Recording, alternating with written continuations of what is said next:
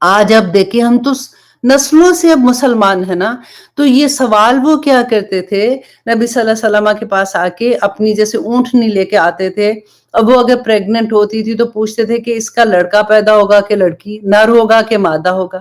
آج آپ دیکھیے کہ آپ نے سنا ہوگا نا اس بارے میں، ذرا ہاتھ دیکھ کے باجی ذرا بتانا کہ میرا بیٹا پیدا ہوگا کہ بیٹی پیدا ہوگی۔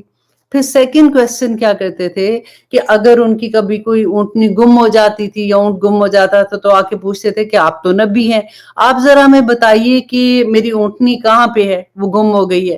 آج ہم نہیں پوچھتے، جب چیزیں گم ہو جاتی ہیں تو جا کے پوچھتے ہیں کہ ذرا بتانا میری فلاں چیز گم ہو گئی ہے، وہ کدھر ہے۔ دیکھیے وہی نبی صلی اللہ علیہ وسلم نے بتایا تھا کہ شرک ہر زمانے میں اپنی شکل بدل لیتا ہے لیکن رہتا ہے لوگوں کے اندر، جن کے اندر ہے۔ مومن تو اپنی جگہ پہ الحمدللہ وہ تو کامیاب لوگ ہیں۔ اس زمانے میں لوگ بتوں کا شرک کرتے تھے، دیکھیے اللہ کو مانتے تھے، ایسا نہیں تھا کہ وہ اللہ کو نہیں مانتے تھے، اللہ کو مانتے تھے، اور میں نے کتنی دفعہ آپ کو یہ بتایا کہ وہ خانہ کعبہ کا طواف بھی کرتے تھے، وہ خانہ کعبہ کے متولی بھی تھے، لیکن انہوں نے جو بت رکھ دیے تھے خانہ کعبہ میں، وہ کیوں رکھے تھے؟ کیونکہ وسیلہ بناتے تھے کہ یہ جو بت ہے نا، یہ اللہ سبحانہ تعالیٰ سے ہمارے بارے میں دعا کر ہم جو ان سے مانگتے ہیں نا، وہ اللہ کو کہیں گے تو اللہ سبحانہ تعالیٰ ہماری دعا سن لیں گے۔ آج ہم کیا کرتے ہیں؟ آج ہم کیسی کیسی چیزیں کر رہے ہوتے ہیں۔ اس لیے میں بہت چیزوں میں نام نہیں لیتی ہوں تاکہ آپ خود ہی سوچ سکتے ہیں الحمدللہ، اور آپ اپنے آپ کو خود ہی سے کریکٹ کریں، کیونکہ اب ہماری زندگیوں میں قرآن کھل گئے ہیں۔ تو اللہ سبحانہ تعالیٰ دیکھیں، نبی صلی اللہ علیہ وسلم نے جب یہاں پہ کہا کہ وہ آ کے جب ایسے سوالات کیا کرتے تھے تو نبی صلی اللہ علیہ وسلم کو بہت غصہ آیا۔ ایک دن ممبر پہ آئے، تشریف لائے اور آ کے کہا کہ آج جس نے جو سوال پوچھنا ہے مجھ سے پوچھ لو، میں اس کا جواب دے دوں گا۔ اور صحابہ کہتے ہیں کہ حضرت انس کہتے ہیں کہ میں نے ادھر ادھر دیکھا، کیونکہ نبی صلی اللہ علیہ وسلم کے چہرے سے ناگواری کا حساب پتہ چل رہا تھا کہ صحابہ، اور ان کے ورڈ تھے کہ آپ صلی اللہ علیہ وسلم نے فرمایا اگر تم ان چیزوں کو جان لو جن کے بارے میں میں جانتا ہوں تو تم کم ہنسو اور تم زیادہ رو۔ آپ کو یاد ہے ہم نے وہ حدیث بھی پڑھی تھی کہ نبی صلی اللہ علیہ وسلم نے کہا کہ اگر تم کو یہ پتا چل جائے کہ قبر کے بارے میں کہ وہاں پہ سوالات اور جواب جو ہوتے ہیں اس کے بارے میں، اور سارا جو اس میں پورا پروسیجر میں نے آپ کو بتایا تھا، تو تم اپنے مردے دفنانا بند کر دو۔ انہوں نے کہا تھا میرا دل چاہتا ہے کہ میں اللہ سبحانہ تعالیٰ سے کہوں کہ وہ قبر کا ٹائم جو وہ وقت ہے وہ میں لوگوں کو دکھا سکوں، لیکن میں یہ ڈرتا ہوں کہ تم اپنے مردے دفنانا بند کر دو گے۔ تو لوگوں نے کہتے ہیں کہ جب انہوں نے یہ کہا تو لوگ صحابہ جو تھے وہ رونے لگ گئے، اور ہر طرف سے سسکیوں کی آواز آ رہی تھی کیونکہ ڈر گئے تھے اتنا زیادہ۔ تو ایک آدمی ایک شخص کھڑا ہوا تو اس نے پوچھا کہ یا رسول اللہ، کیونکہ بدو بھی تھے وہاں پہ، یا رسول اللہ میرا باپ اس وقت کدھر ہے؟ تو نبی صلی اللہ علیہ وسلم نے کہا کہ وہ اس وقت دوزخ میں ہے، کیونکہ سچ بول رہے تھے نا، دوزخ میں ہے۔ تو وہ رونے لگ گیا۔ دیکھیے یہی بات نا اللہ سبحانہ تعالیٰ کا ان تبدا لکم تسوکم، اگر ظاہر کر دی جائیں گی تمہیں تو اچھی نہیں لگیں گی۔ اللہ سبحانہ تعالیٰ نے جو غائب کا پردہ رکھا ہے اس میں حکمت ہے۔ اللہ سبحانہ تعالیٰ نے قبر کی ساری جو چیزیں اس میں حکمت جو نہیں ظاہر کی ہیں اس میں حکمت ہے۔ صرف یہ ہے کہ ہمارا ایمان اتنا پکا ہوگا کہ یہ سب چیزیں برحق ہیں تو ہم اپنے عمل کو ٹھیک کر سکیں گے۔ اب ایک شخص کھڑا ہوا، اس نے پوچھا کہ یا رسول اللہ، کیونکہ اس زمانے میں کیا ہوتا تھا کہ اس آدمی کو تنگ کرنے کے لیے لوگ اس کو کسی اور باپ کے نام سے، جیسے ہوتا نا گالی دینے کے لیے کہ تیرا تو باپ یہ تھا، تو اس طرح سے کہا کرتے تھے۔ تو اس نے پوچھا یا رسول اللہ میرا باپ کون ہے؟ تو نبی صلی اللہ علیہ وسلم نے اس کے باپ کا نام بتا دیا کہ تمہارے باپ کا نام حذیفہ ہے۔ تو اس کے بعد حضرت عمر کھڑے ہوئے اور انہوں نے نبی صلی اللہ علیہ وسلم کو کہا کہ ہم سبھی اس چیز پہ راضی ہیں کہ آپ ہمارے رسول ہیں، ہم اپنے دین کے اسلام کا، اپنے دین جو ہمارا ہے اس کے اسلام ہونے پر راضی ہیں، ہم اپنے رب کا، اللہ سبحانہ تعالیٰ کا اپنے رب ہونے پر راضی ہیں، ہمیں کسی چیز کے بارے میں سوال نہیں پوچھنا۔ اور پھر نبی صلی اللہ علیہ وسلم کا غصہ کچھ کم ہوا تھا۔ اب سارے مدینہ میں یہ خبر پہنچ گئی، اور جیسے کہ آج نبی صلی اللہ علیہ وسلم نے ایسا خطبہ دیا کہ لوگوں کا ڈر کے مارے برا حال ہو گیا۔ تو کہتے ہیں کہ جب یہ جس شخص نے پوچھا تھا کہ میرا باپ کون ہے، حذیفہ جن کا نام بتایا تھا، وہ جب اپنے گھر کی طرف گئے نا تو ان کی ماں جو تھی وہ دروازے پہ کھڑی ہوئی تھی. انہوں نے اپنے بیٹے کو دیکھ کے کہا کہ بیٹے تو نے آج کیا کام کیا؟ اگر اللہ نہ کرے کہ زمانہ جاہلیت میں میرے سے کوئی ایسا گناہ ہو گیا ہوتا تو آج تو مجھے رسوا کر دیتا سارے لوگوں کے سامنے. تو اسی لیے اللہ سبحانہ تعالیٰ نے کہا کہ ایسی چیزیں مت پوچھو جو اگر تم ان کے بارے میں تمہیں پتہ چل جائے گا تو تمہیں اچھی نہیں لگے گی. حضرت علی کہتے ہیں اس کے بارے میں ایک اور حدیث آتی ہے کہ حضرت علی کہتے ہیں کہ جب سورہ بقرہ میں ہم نے پڑھا تھا نا کہ حج کے بارے میں کہ حج جس آیا میں ہم نے پڑھا تھا کہ حج فرض ہوا تھا ان لوگوں کے لیے جو اس کی استطاعت رکھتے ہیں. تو کہتے ہیں کہ جب یہ آیا نازل ہوئی تو دیکھیں حج کے بارے میں یہاں پہ میں ایک دفعہ پھر بتا دوں کیونکہ ہم لوگ ریمائنڈر کال ہوتا ہے جتنی دفعہ بھی پڑھتے ہیں ہمیں سمجھ آتی ہے ان چیزوں کی کہ نبی صلی اللہ علیہ وسلم نے کہا تھا کہ وہ لوگ جو حج کرنے کی حج فرض ہے نا استطاعت رکھتے ہیں اور اس کے باوجود وہ حج پہ نہیں جاتے وہ میری طرف سے نصرانی مرے یا پھر اہل کتاب کی بات ہوتے ہیں نصرانی اور وہ تھے اہل کتاب میں یہودی نصرانی یا یہودی مرتے ہیں ان کا میرا ان کے ساتھ کوئی تعلق نہیں ہے. اللہ اکبر. ہم دیکھیں جب ہم ہوتا ہے نا کہ بھئی حج کر لیں گے اب اگر جب ہم ویکیشن پہ جاتے اتنی ایکسپینسو ویکیشن کرنے چلے جاتے ہیں اس وقت ہمیں نہیں ہوتا کہ ہمارا خرچہ کتنا ہو رہا ہے لیکن جب حج کی بات آتی ہے تو ہمارے 100 طرح کی چیزیں نکل آتی ہیں کہ ابھی تو ہمارا یہ چیز پہلے کر لیں وہ چیز پہلے کر لیں حج فرض ہے. اور دیکھیے اسی لیے جب ہمارے ماں باپ میں سے اگر کسی نے حج نہیں کیا ہوتا جب وہ فوت ہو جاتے ہیں تو اولاد کا سب سے خوبصورت تحفہ یہ ہوتا ہے کہ ان کے لیے حج کر لیں اور زندگی میں اگر انہوں نے ان پہ فرض تھا انہوں نے نہیں کیا تھا اب وہ جیسے بندہ سوچتا ہے نا کہ اچھا کر لوں گا یو نیور نو وقت کا پتہ نہیں ہوتا کس وقت ہم بیمار ہو جائیں اللہ نہ کرے کس وقت ہماری یہ حالت ہی نہ رہے کہ ہم حج کر سکے تو پھر حج بدل بچے اگر کرا دیتے ہیں یا خود اگر ان کے پاس پیسے ہیں تو وہ حج بدل بھی کروا سکتے ہیں. اللہ سبحانہ تعالی ہمیں توفیق عطا کرے کہ ہم ان تمام احکامات کی انٹینسٹی کو سمجھ سکیں. تو حضرت علی کہتے ہیں کہ جب یہ آیا نازل ہوئی تھی کہ جو استطاعت رکھتا ہے وہ حج کرے گا تو ایک شخص نبی صلی اللہ علیہ وسلم کے پاس آیا اور آ کے اس نے یہ پوچھا کہ کیا حج جو ہے وہ اب ہر سال فرض ہو گیا ہے؟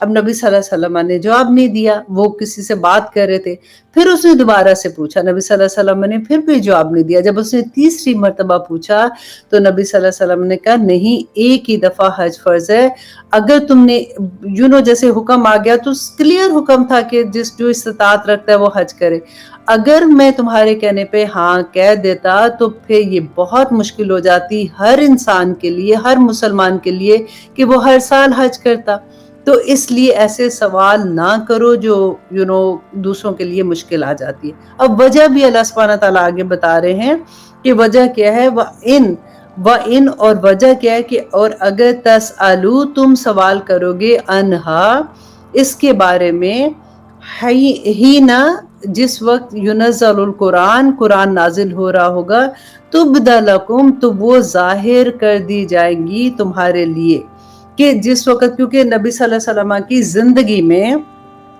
جس وقت قرآن نازل ہو رہا تھا اگر اس وقت سوال کیے جا رہے تھے کیونکہ آپ دیکھیں قرآن میں آپ کو بہت سی آیات ایسی ملیں گی جو جس کا آغاز ایسے ہوگا کہ یسلونک جیسے ہم نے ابھی ریسنٹلی پڑھا نا یسلونک عن الخمر والمیسر کہ وہ شراب اور جوئے کے بارے میں آپ سے پوچھتے ہیں اسی طرح سے ڈیفرنٹ آیات تھی پورے قرآن میں 15 آیات ہیں جو یسلونک سے شروع ہوتی ہیں اور ان میں سے آلموسٹ کہتے 12 آیات ایسی ہیں جو صحابہ کے سوالات کے جواب تھے اور اسے یہ تھا کہ دیکھیں سوال کون سا پوچھنا چاہیے کون سا نہیں انشاءاللہ آگے میں اس کے بارے میں بھی بات کرتی ہوں. اب یہ اللہ سبحانہ تعالیٰ یہاں پہ کہہ رہے تھے کہ اگر نبی فرما رہے تھے کہ اگر نبی صلی اللہ علیہ وسلم کی زندگی میں آپ ان سے کوشچن ایسے پوچھتے ہو تو اللہ سبحانہ تعالیٰ کی طرف سے اس کا جواب آ جائے گا اور اگر وہ پکا ایسا جواب آ جاتا ہے جو تمہارے لیے آسان نہیں ہے کیونکہ جو چیز نہیں بتائے گی اس میں رخصت ہے اور اس کی میں انشاءاللہ آگے اس کے بارے میں آ رہا ہے کہ اللہ سبحانہ تعالیٰ کہتے ہیں افا درگزر کیا اللہ نے انہا ان کے بارے میں، کن کے بارے میں؟ جن کے بارے میں اللہ سبحانہ تعالیٰ نے کلیئر حکم نہیں دیا، جو گرے ایریاز ہیں قرآن میں. ایسا نہیں اللہ سبحانہ تعالیٰ بھولا نہیں ہے، اللہ سبحانہ تعالیٰ نے خود ہی سے خاموشی اختیار کی ہے. واللہ غفور، اللہ بڑا بخشنے والا، حلیم بڑا بردبار ہے. اب یہاں پہ دیکھیے کہ ایک حدیث سے میں آپ کو اس کا بتاتی ہوں کہ رسول اللہ صلی اللہ علیہ وسلم نے فرمایا کہ حلال وہ ہے جو اللہ کی کتاب میں حلال ہے، اور حرام وہ ہے جو اللہ کی کتاب میں حرام ہے.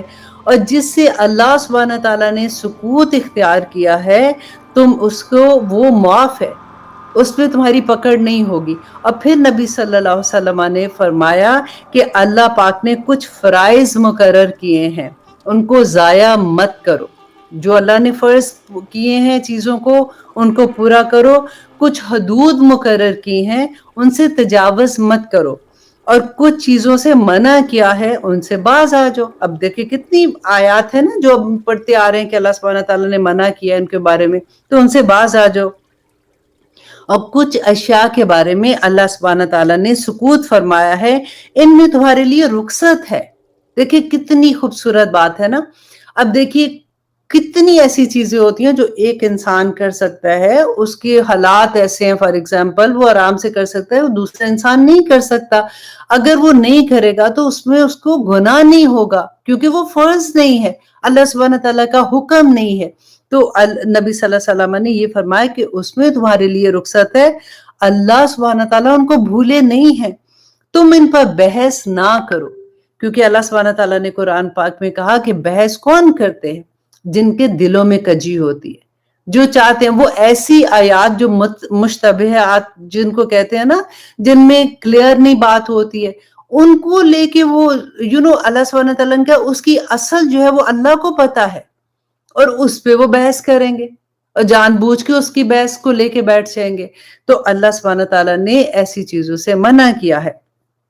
اب یہاں پہ سوال یہ آتا ہے کہ کیا سوالات کی پھر اجازت نہیں ہے؟ کیونکہ ایسی آیات پڑھتے ہیں تو پھر یہ ڈر ہوتا ہے کہ کیا پھر ہم سوال ہی نہ کریں کسی سے. کیونکہ اب دیکھیں وحی کا زمانہ ختم ہو گیا، نبی صلی اللہ علیہ وسلم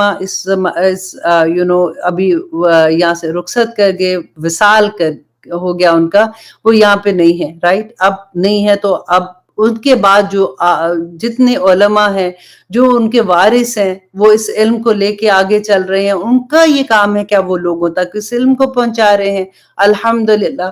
اور سب سے بڑی بات ہے، دیکھیں میں یہ کہتی ہوں کہ ہم کتنے نصیب والے ہیں. نبی صلی اللہ علیہ وسلم کے زمانے میں اس طرح سے قرآن کسی کے ہاتھ میں نہیں ہوتا تھا. قرآن تو لکھا جاتا تھا نا، پتوں پہ لکھتے تھے، اور کھجور کے جو چھال ہوتی تھی اس پہ لکھتے تھے، ڈیفرنٹ پتھروں پہ لکھتے تھے، جو اس طرح سے ڈیفرنٹ طرح سے لکھا جاتا تھا. حضرت عثمان کے زمانے میں قرآن جو ہے وہ ایکچولی کتاب کی شکل میں پھر بنا تھا. اور پھر بھی آپ دیکھیں کہ جو مصحف بنے تھے نا، جہاں جہاں لوگ مسلمان ہوتے تھے وہاں کی مین جگہ پہ ایک ایک قرآن بھیجا جاتا تھا لوگوں کو تعلیم کے لیے. اب ہم کتنے نصیب والے ہیں کہ ہم اپنے ہاتھ میں قرآن اٹھا سکتے ہیں. یہ اللہ کا کلام ہے، اس کا ایک ایک لفظ، ایک ایک حرف لے کے فرشتے نازل ہوئے، اور کروڑوں فرشتے ایک ایک لفظ کو لے کے اور برکتیں رحمتیں لے کے نازل ہوئے تھے. اسی لیے تو کہتے ہیں کہ قرآن کا ایک حرف پڑھنے کا 10 نیکیاں، اور الف لام میم ایک اگر ایک دفعہ پڑھتے ہیں تو 30 نیکیاں مل جاتی ہیں. سبحان اللہ، یہ کوئی چھوٹی بات تو نہیں ہے. آپ لوگ جو اس وقت دیکھیں اس کلاس میں بیٹھے ہوئے ہیں، پڑھ رہے ہیں، اپنا وقت نکال کے آپ بیٹھے ہوئے ہیں، اللہ سبحانہ تعالیٰ آپ ہم میں اتنی ہمت کدھر ہے؟ ہماری کیا مجال کہ ہم یہاں پہ بیٹھ جائیں؟ اللہ کا کرم ہے. اللہ ہمیں کسی کی دعا لگی ہے، ہمیں کسی اللہ سبحانہ تعالیٰ کو کوئی ادا پسند آ گئی، کوئی دعا قبول ہو گئی کہ اس وقت دیکھیں یہ وقت جو ہے نا قیامت کے دن ہمیں یہ گواہی دے گا کہ یا رب العالمین یہ اکٹھے ہو کے اس وقت آپ اس کلام کو سمجھنے کی کوشش کر رہے تھے. میں پھر وہی بات کہوں گی کہ دیکھیں کوشش ہی ہم کر سکتے ہیں نا، اس کے علاوہ ہم کچھ نہیں کر سکتے ہیں۔ اللہ سبحانہ تعالیٰ نے یہ نہیں دیکھنا کہ اینڈ رزلٹ کیا ہوا تھا، کتنے قرآن ختم کیے تھے، کتنے حفظ کر لیے تھے، کتنی کیا چیزیں کی تھی، کتنا ہم نے بھاگم دوڑ کی تھی۔ اللہ سبحانہ تعالیٰ نے ہماری وسعت کے مطابق ہی ہم سے سوال و جواب کرنے۔ اگر ہمارے ذہن میں نہیں آتی، ہم بھول جاتے ہیں چیزیں، تو ہماری وسعت ہی اتنی ہے نا، ہم کوشش کرتے رہیں گے۔ اللہ سبحانہ تعالیٰ ہماری کوششوں کو قبول اور منظور کر لے، آمین ثم آمین۔ اب سوال میں یہاں پہ یہ بات آتی کہ قرآن میں اللہ سبحانہ تعالیٰ نے کہا فَسَلُوا، تو سوال کرو اہل ذکری، اہل علم سے، ان کنتم لا تعلمون، اگر تم نہیں جانتے ہو تو اہل ذکر جو اہل علم ہے تم ان سے پوچھ لو۔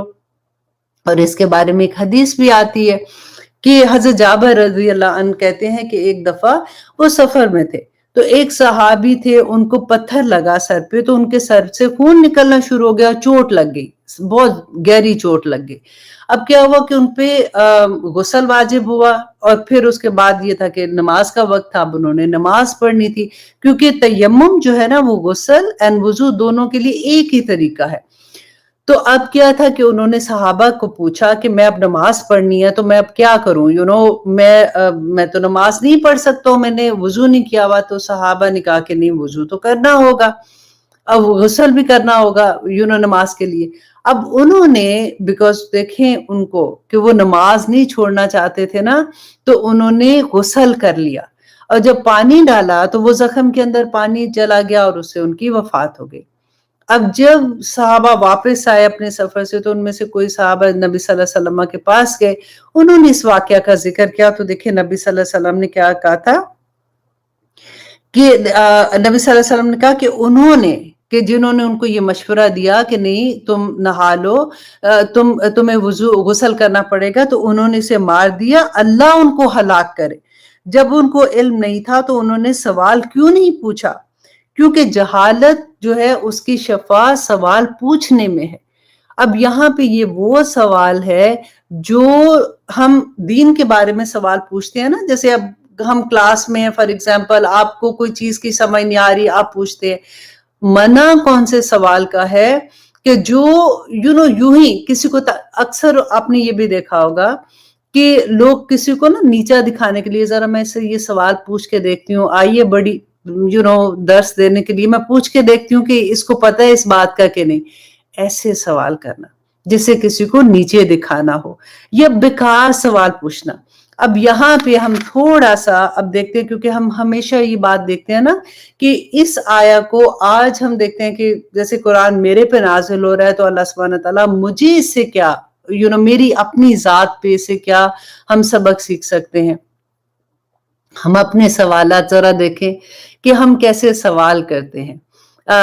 سب سے پہلے تو دیکھیے کہ کبھی آپ لوگوں کو ایکسپیرینس ہوا ہوگا کہ کبھی کوئی درس پہ جانے کا، یا کبھی ایسی جگہ پہ، یا کبھی ایسا ہوتا ہے کہ ہمارے شہر میں پتہ چلتا ہے کہ کوئی عالم دین آئے ہیں، تو ہم جاتے ہیں ان کو سننے کے لیے، اور پھر سوال کیا کرتے ہیں، ریپیٹڈلی سوال ہوتا ہے کہ کیا نیل پالش لگا کے نماز پڑھ سکتے ہیں؟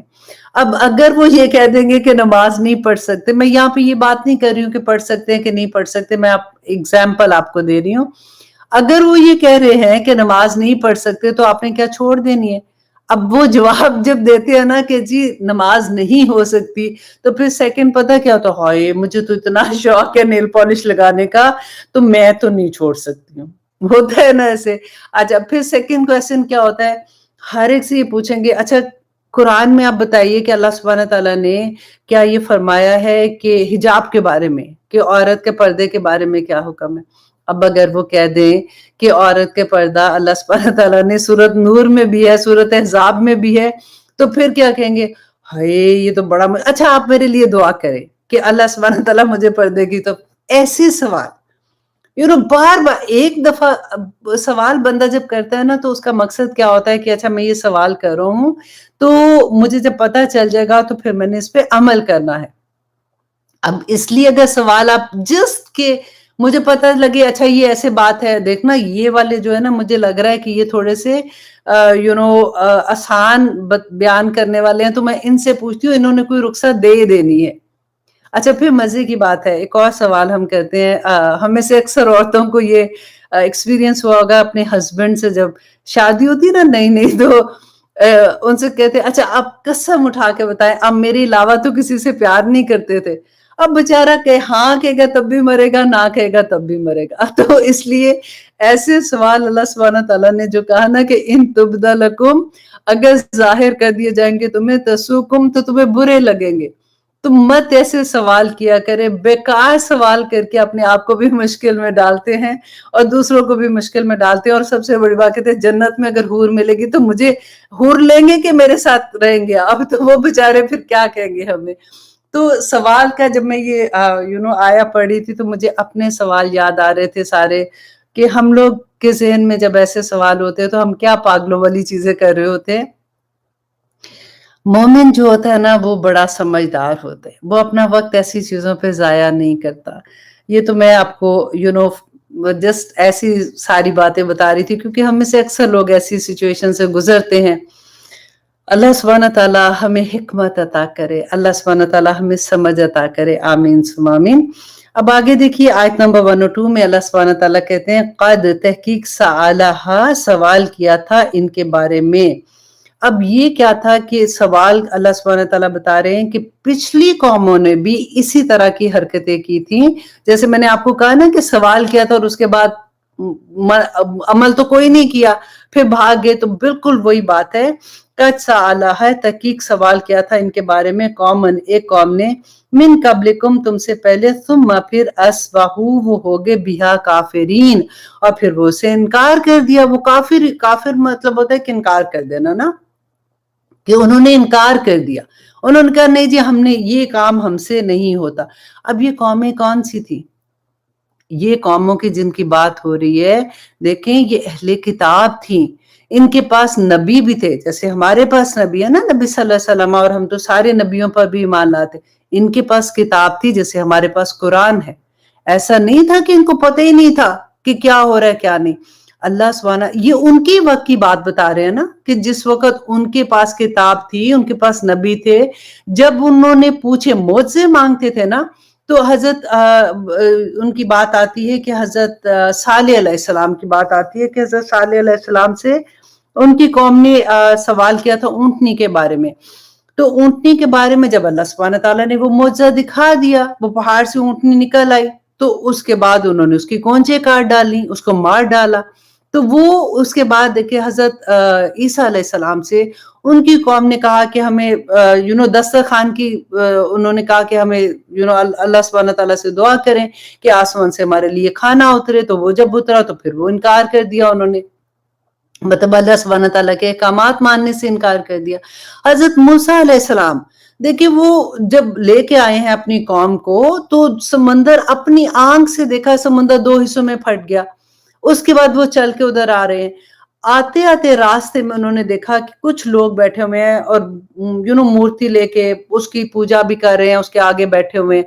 तो अपनी हज़रत मूसा को कहते हैं कि हमारे लिए भी एक ऐसा खुदा बना दो ताकि हम ऐसे बैठ के इबादत करें। तो हज़रत मूसा ने अपना सर पकड़ लिया, उन्होंने कहा कि अभी तो तुमने मौजज़ा देखा अपनी आँख से, फिर तुम यही हरकतें कर रहे हो। फिर वहां से लेके जब उनको वादी यतीम में आए, फिर उसके बाद अल्लाह सुब्हानहू तआला ने उनको बुलाया, कोहे तूर पहाड़ पे बुलाया था 40 दिन के लिए। पीछे से उन्होंने क्या किया? फिर बछड़े को खुदा बना लिया।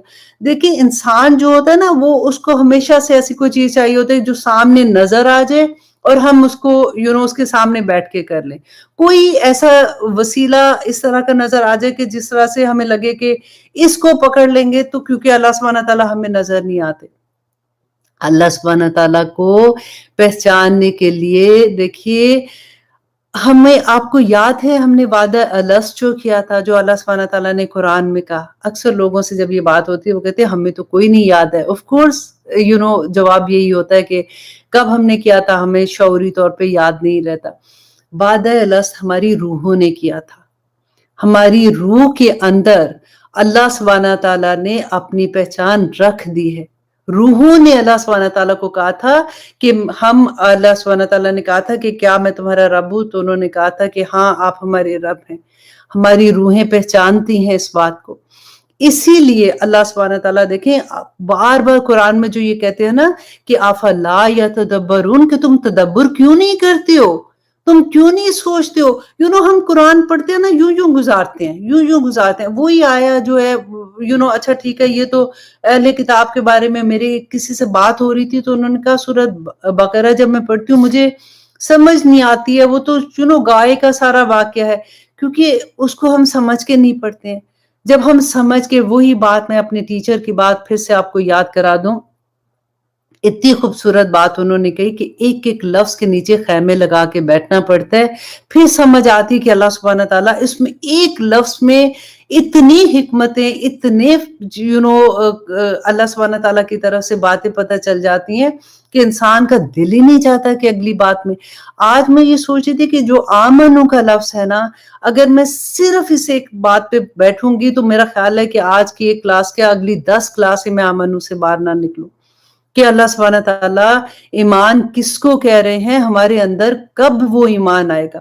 तो ये अल्लाह सुब्हान तआला जो कहते हैं ना, जो पिछली कौमों ने ये किया था कि अल्लाह सुब्हान तआला के अहकामात मुझसे मांगते थे, नबी सल्लल्लाहु अलैहि वसल्लम से जब मुझसे मांगे थे, तो कुफारे मक्का क्या कहते थे कि अगर आप नबी हैं, तो ठीक है, अल्लाह सुब्हान तआला को से कहें कि ये पहाड़ जो है ना, उहद का पहाड़, इसको सोने का बना दें। अगर ये सोने का बन गया तो हम ईमान ले आएँगे। अल्लाह सुब्हान तआला ने कहा कि ए नबी, ये फिर भी ईमान नहीं लाएँगे, क्योंकि इससे पहले भी लोगों ने इसी तरह से मुझसे मांगे थे, और जब उनको मुझसे दिखा दिए गए थे, फिर वो उसे वो